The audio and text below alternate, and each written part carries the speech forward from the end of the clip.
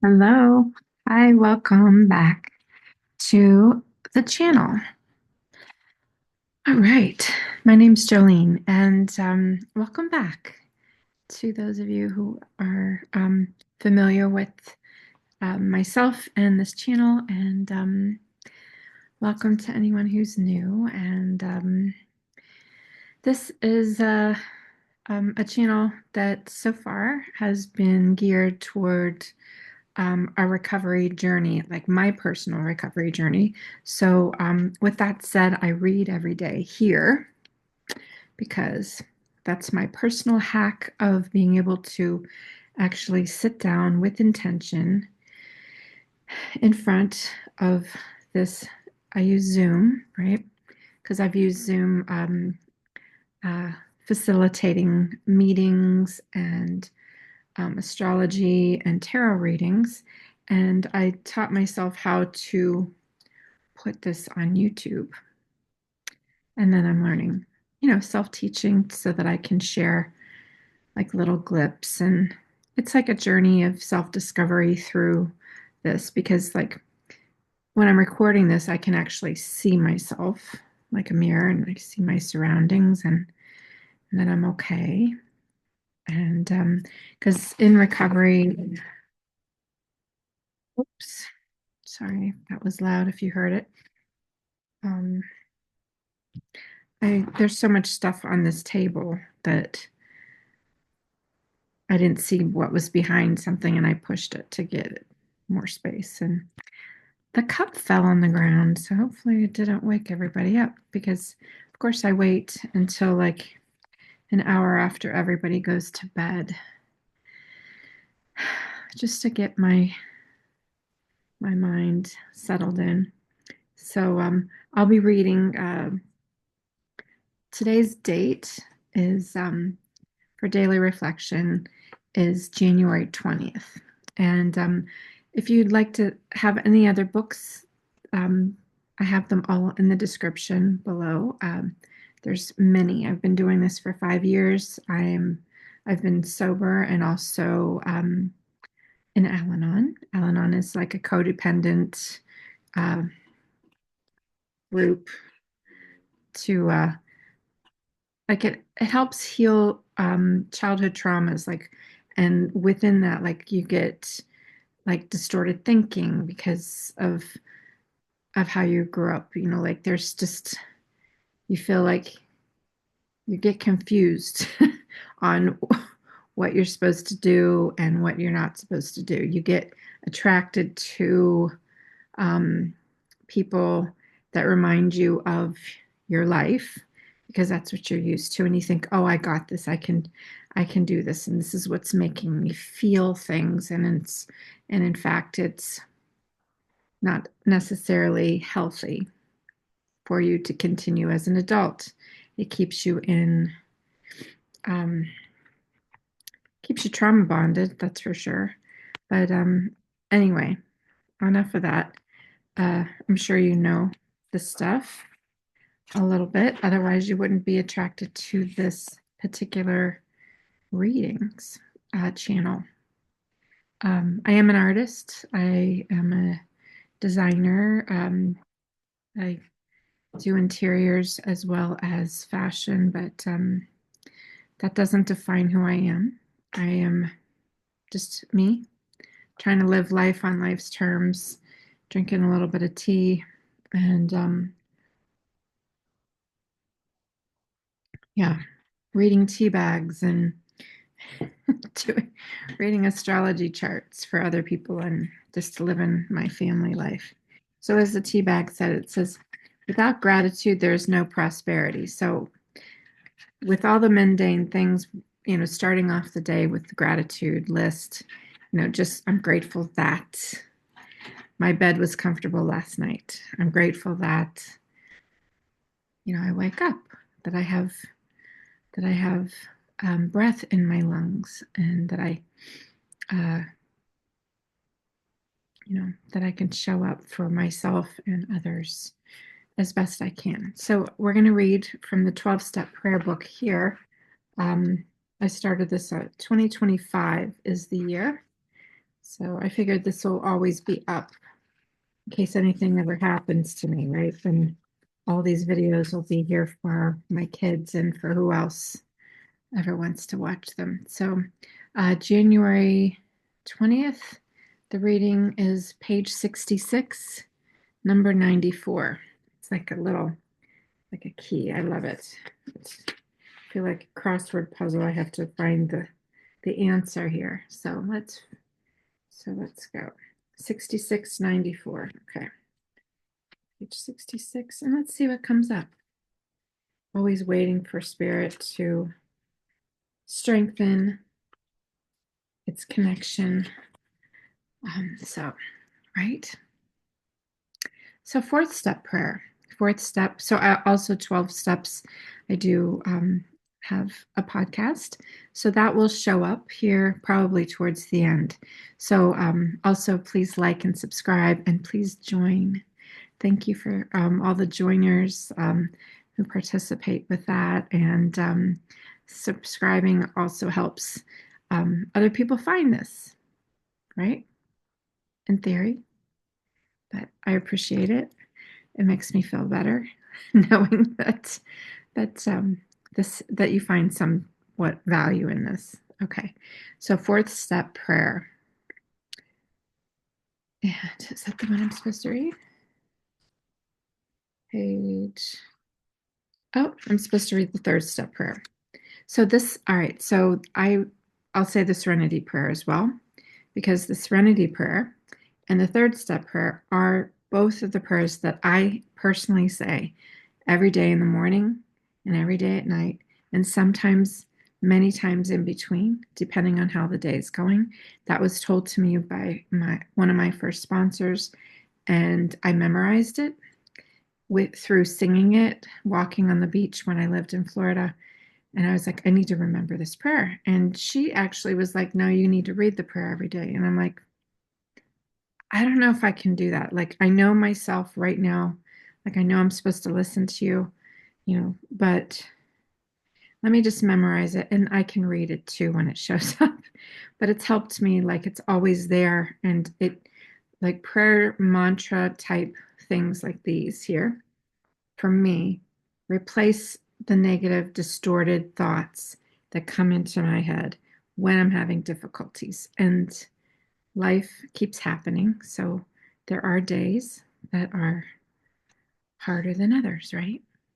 So having that to kind of muffle out the chatter, the fear stuff, the, oh my God, the world, oh my gosh, this, and oh, how are you going to do that? And especially in the last month, um, recently was one of the harder things, losing a job in a surprise fashion. Like, like the prayers led up to that and had helped me just manage a little bit to like swish away the anger, but there's always the silver lining, right? So grateful for that. So here we go. God, I offer myself to thee to build with me and to do with thee as thou wilt. Relieve me of the bondage of self so that I may better do thy will.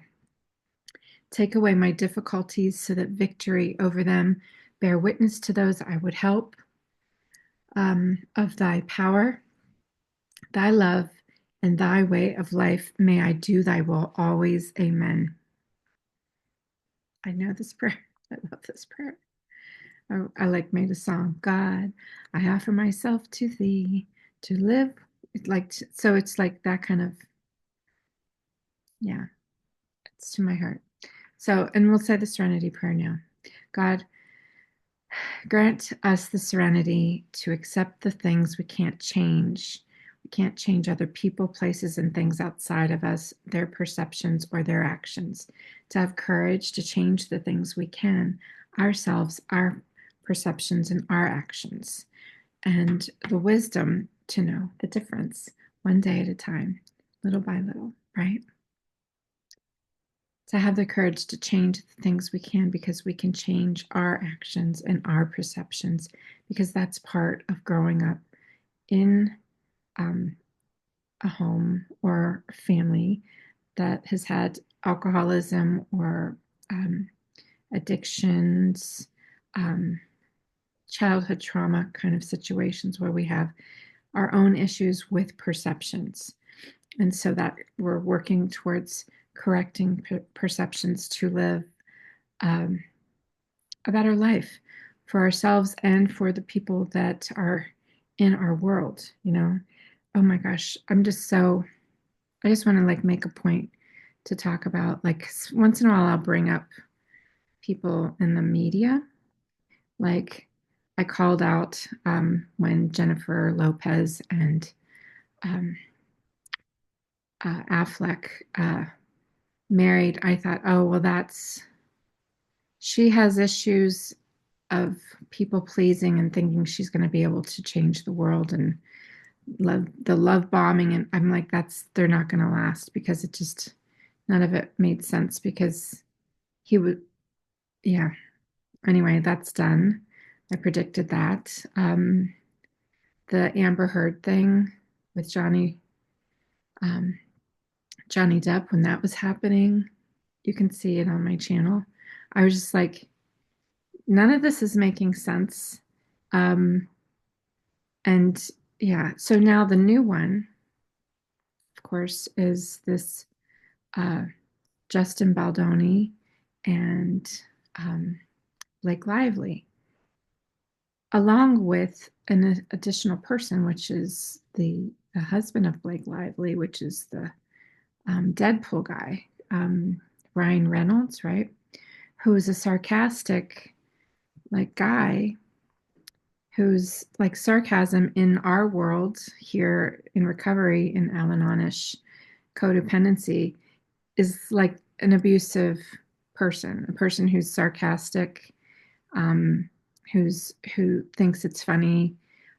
It's I lived with a husband that was like that for years. My unfortunately my dad was always sarcastic.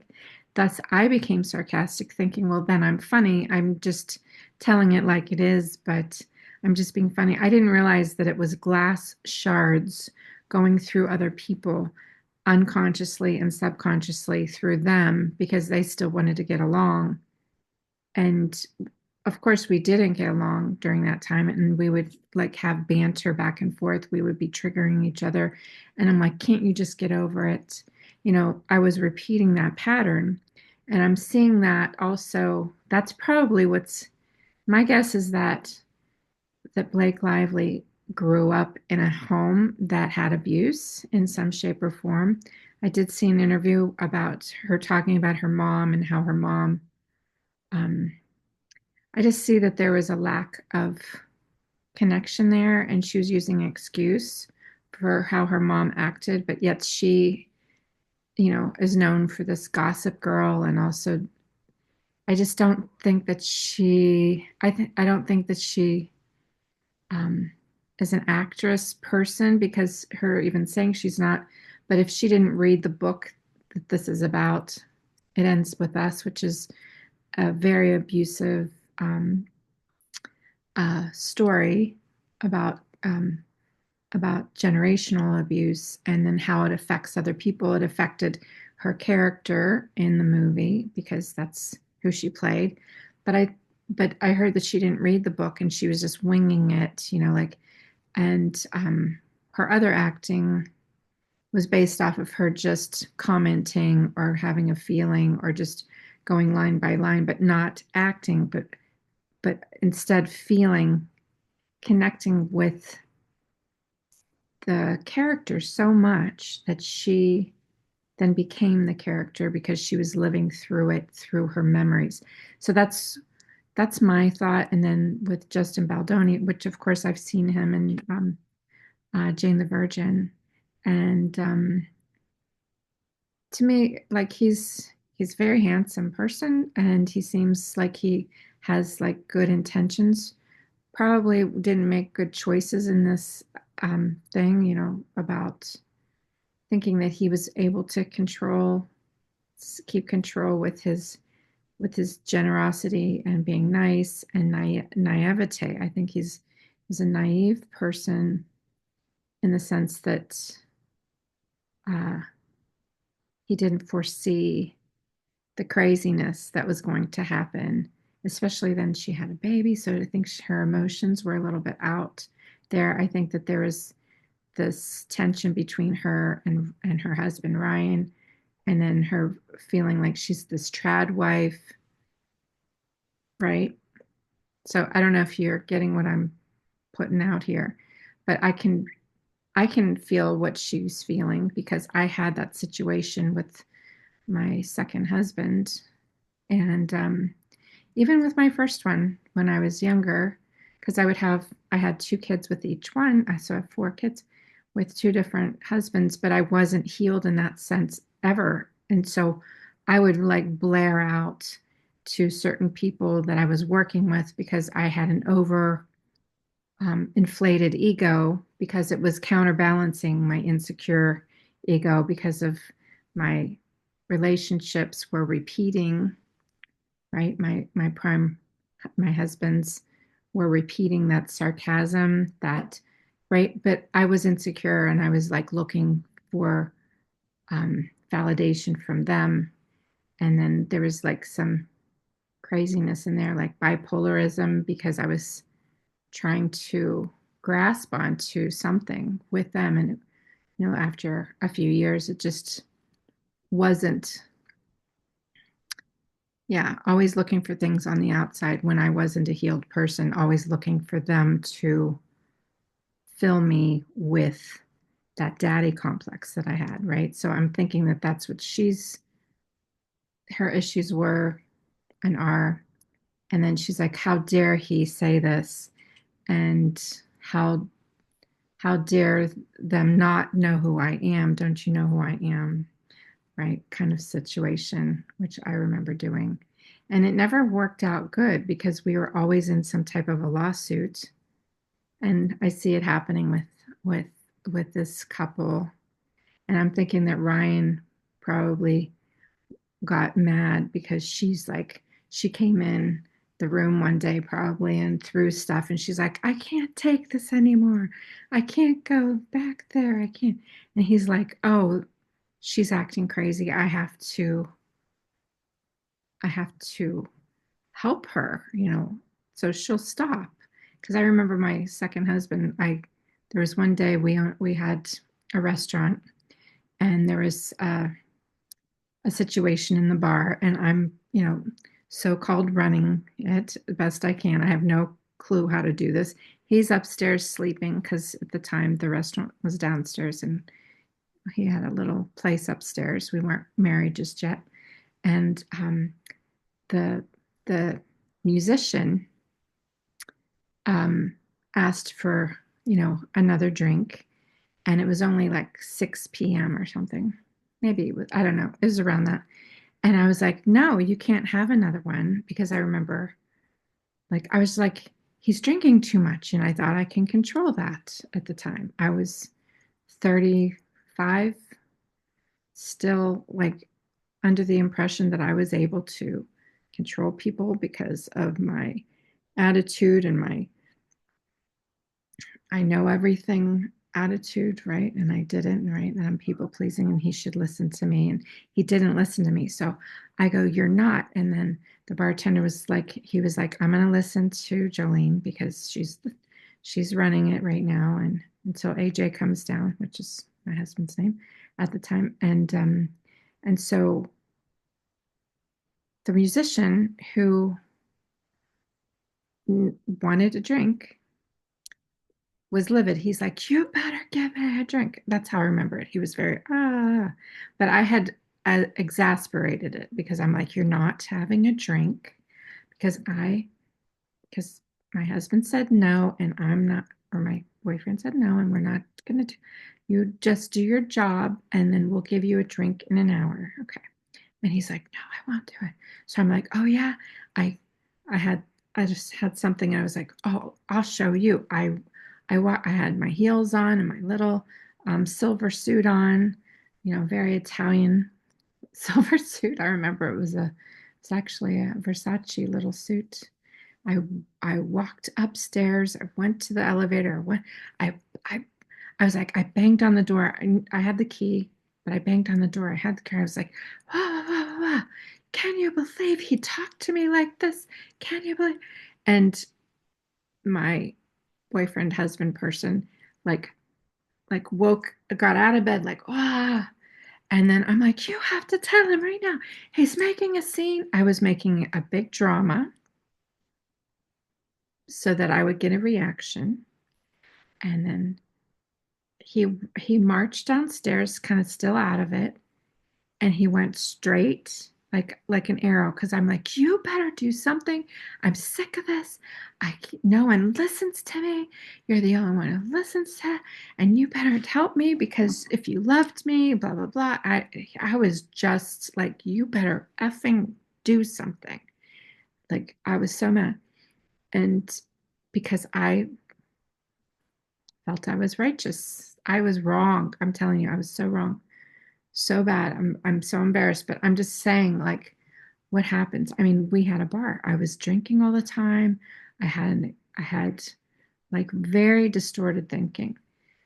But what happened is there was a big fight, like chairs hitting each other, the guitar smashed. I mean, it was nuts.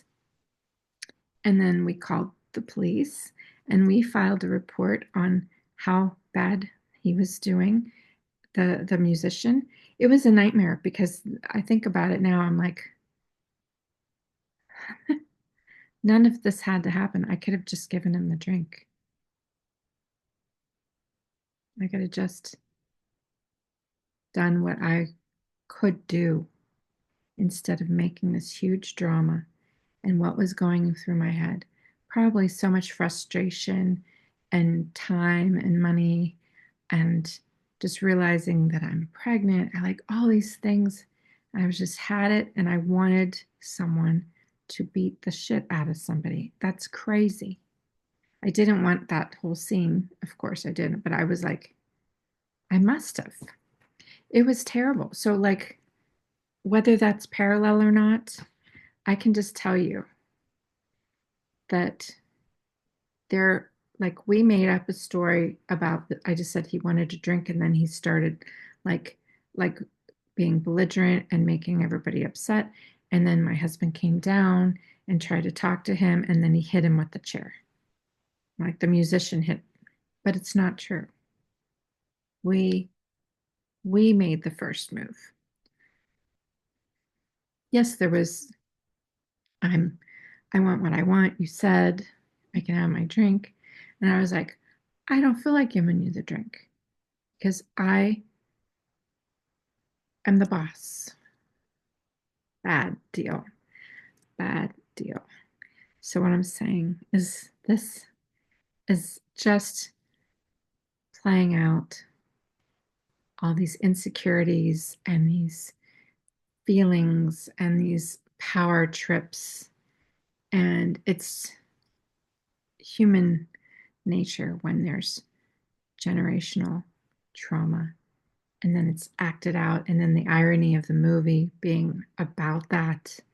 And one is acting, Baldoni was acting in the movie, and the other person was embodying. There's a difference. So let's see how I'm predicting that. I mean, it's already out. Like we're all like, it's like very Amber Heardy, unfortunately, because it's just distorted. Like,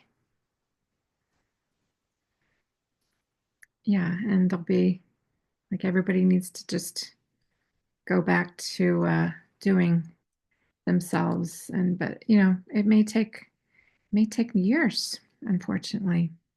And I feel for them because I mean I've fought many battles in court for like I'm talking over decades with one or two people just because I wanted to get them to know what they did to me. Like it's just looking back, I'm like, oh my God, how pathetic I acted. But I didn't know any better because I wasn't in a place. I mean, I had pain. It was painful, but I wasn't in a place where I was able to take myself and really uh, take a look at that um, and stop and want anything different. Yeah. I'm grateful that I want something different and that the world is perceived in a better way, a more serene way. Uh, I I honestly wish that I didn't do any of that or wish that I could even relate to it, but that's wishful stuff and that's also distorted. So I'm grateful to um, be here today and that I'm making living amends to the people in my life that um, I love and admire and that are also working on themselves for healing, like my family, my kids, right? And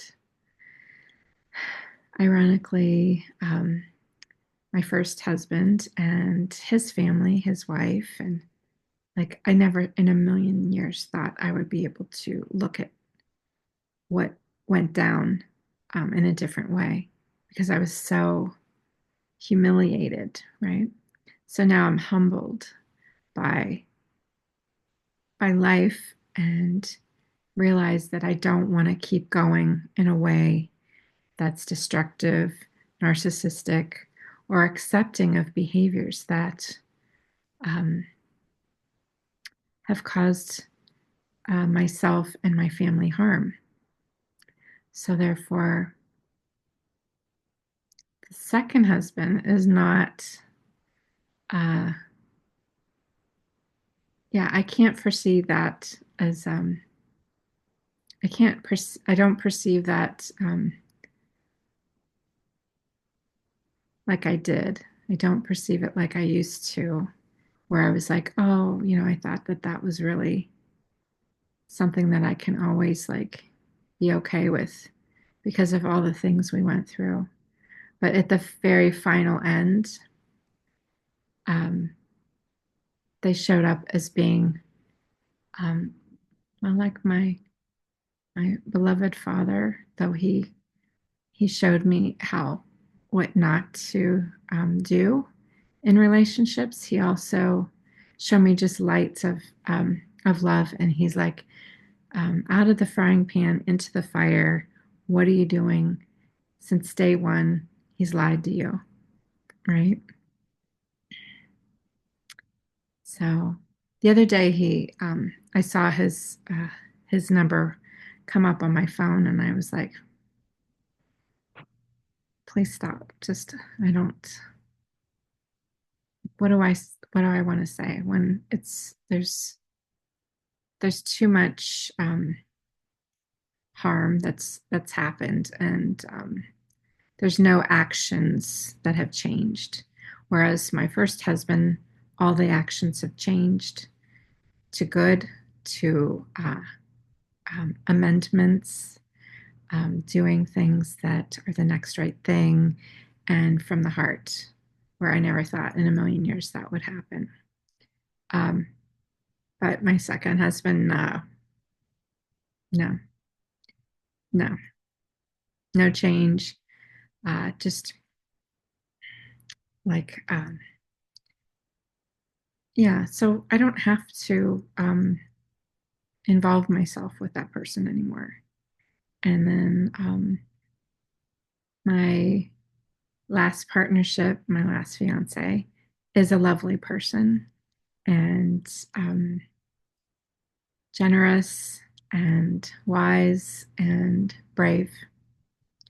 And I'm still healing from that particular relationship. And but I hold I hold them in my heart because um, the lesson of compassion that I can give to someone else because I didn't know I had the capacity to um, have that for anyone who's done me wrong, right? I have compassion for my last partner, absolutely. And I may not converse with them very often or at all personally because I still have a lot of fear of I don't know I don't know what to say. I don't know how to say it other than, you know, once in a while if I get excited about something I want to share it, but um that's a work in progress, right? All right. So I said the prayer, I shared a lot. I said the serenity prayer. I didn't read anything else, but I wanted to talk about that that thing that's going on in the world. You know, Venus is connecting um, with Saturn, and it's a very powerful moment.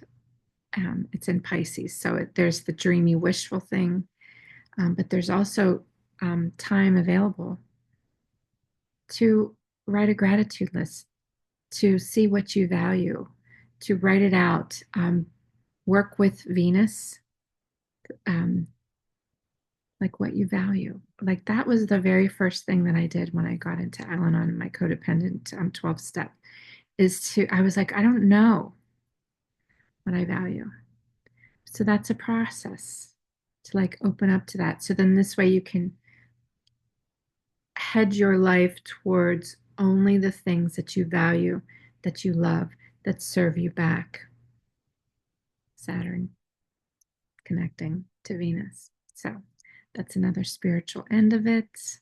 I am open for astrology and tarot readings. So check out my emails. Just send me an email if you'd like a reading, personal reading with me. I don't have a website for that, but just have to email me directly and you can reach me that way. Also, in the description is the 2025 astrological calendar. So check that out. That's coordinated and written by my oldest daughter, Chelsea, from Conscious Seed. She's an herbalist and an astrologer. And then I helped her write a little bit of that. And so we collaborated. So anyway, check that out. And I will see you tomorrow. Come and see me. Come and see me or have me read your astrology and tarot. All right. I love you. And it is recovery based, so it's all good. All right. Love you. Bye.